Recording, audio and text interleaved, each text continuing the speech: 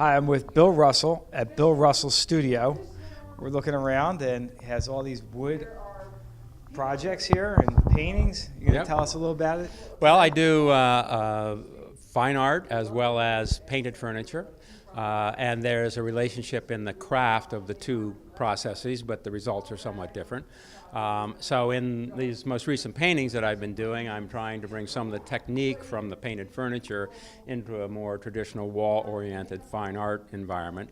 And I'm also combining that with some found objects, which in this instance are pieces of trees that I've collect over a period of time and then try to find the right stick to go with the composition and the color that I've been working on in the painting. So these are a couple of pieces that I've just finished for the show this year, just like in the last week I finished them, working with kind of geometric underpinning for the composition, working with layers of paint on top of that, sanding back down, reestablishing color and texture, and then at a certain point trying to find a relationship between an organic object, the stick, and the geometric underpinning of the design to go with it. So I end up with a kind of a mixture of styles, but in terms of the structure of the furniture, but try to sort of bring it together in terms of my treatment of the surface and color and design. So I have an inventory, I have a twig inventory, right? And I get the painting to a certain part, and then I start going through the twig inventory, seeing, how the shape and the color of the twig work with what I've got so far. So these two last ones that you see, I mean, this is a minor point, but it was a big thing for me, in that these are supported in two places. For the maker, it's kind of like, okay, that's going to change the relationship now, because the thing's not just poking out of the surface, it's somehow coming out and going back into the surface. And so I like that. So that just happened because these twigs offered that opportunity. And now that I've done that, it's like, oh, all of a sudden it's like, oh, it's like, oh, I wasn't thinking about doing that. The twig actually said to me, okay, hey, I want to come out and go back in. These are wooden panels, okay? Right. Okay, it's not canvas, they're wooden panels. So there are holes drilled clear through the panel that the twigs enter into. And they're fastened in there in such a way that I can remove them if I need to transport the painting. And in order to do that effectively, I needed to be able to drill the holes at the correct angle and the correct location. So I purchased a new drill press to allow me to do that. So what it allows me to do is I can tilt this at any angle I want and drill a hole, anything from horizontal to vertical and anywhere in between. And it also does this, which means that I can put the panel on here and I can locate where I want that hole. I can get it at the right angle. I can lock everything down, and then I can go ahead and and drill my hole. So this was a great find. It was one of those situations where I had a need and I didn't even know if the thing existed. So in this case, this was a 30-inch wide door. That's what it's sitting against, is another door. So I cut them down whatever size I want. And these things you can get off the street too, because people, they take these old doors out and they're trash, except for somebody like me. Exactly. And they're raw material for me, right? Right.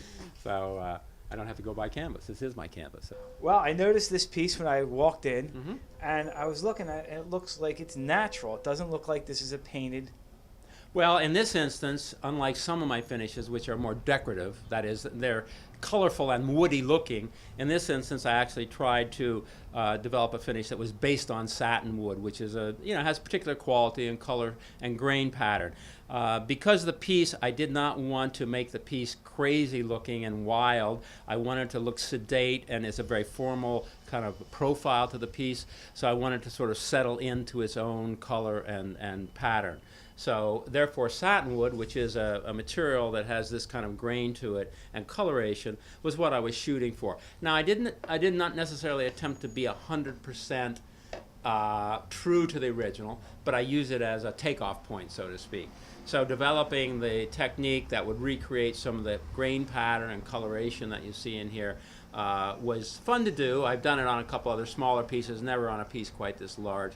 I try to mimic the direction that would have happened had it been a real piece of wood, okay? So I try to make the grain run in what I call sort of an architectural direction, so that, for instance, you wouldn't build something out of bricks if you stood the bricks on end. Typically, they're used in a horizontal fashion. Right. So I try to think about the way the wood would have been used if I'm working with what we call a real faux painted or naturalistic wood texture. So there's no actual wood showing through here. No, This is you're all looking a all painted paint. You're looking finish. at all paint here, right? Great. Right. About how long does it take you to finish one of those chest of drawers, let's say? The actual making of the texture goes relatively quickly, depending on how many layers. For instance, on the satin wood, there's 3 layers on there. So that means that I have to go over each surface 3 times. So let's say I was going to do the top of a table that was 18 by 24 inches. I might be able to do that in a day, because every layer has to dry and then be lacquered, and then another layer can build up on top of that, another layer can build up on top of that, okay? But I've got to get it ready to do that first of all, Right. which means it has to be smooth and painted, and that paint has to be dry. And then if I'm going to do any line work or decorative work, that adds another element to that as well. So a large piece, like that chest out there, could take several weeks, because each drawer's got to be done separately, each part has to be done, then the whole thing's put together at the end. These are, the vinegar paint that I use is, this is dried out, but this is vinegar here. I have it in spray bottles. I have it in other kinds of containers. And basically, all I have to do is wet it with the vinegar again, and, it comes up liquid, and I can apply this to the painting, and that's, one of the things that I work with. Dry pigment is just a coloring agent that's found in any paint. You got to have something to make it a color. This could be mixed with an oil medium. It could be mixed with the vinegar paint, which is what I do. It could be mixed with a water-based medium like watercolor. And the nice thing about it is that you can vary the contents of the paint just by mixing together, 2 or more colors. You can go with a raw umber and a raw sienna. You can mix these 2 together and get some intermediate tone. And a lot of times I'll just put some of the raw pigment out on my palette and mix it with the paint as I go along. If I want something that's a little bit more ochre-y, I'll add this. If I want something that's a little greener, I can go with the raw umber here. This is called a wavy mottler. It's wavy, and mottling is just pressing into the paint and making different kinds of patterns. So on the piece that we just looked at with the satinwood finish, Right. this is part of the process technique. there, as is this brush, which is used to press into the paint. It's not used like this. It's used just on its side like this, and that creates little like wood grain effects within the paint.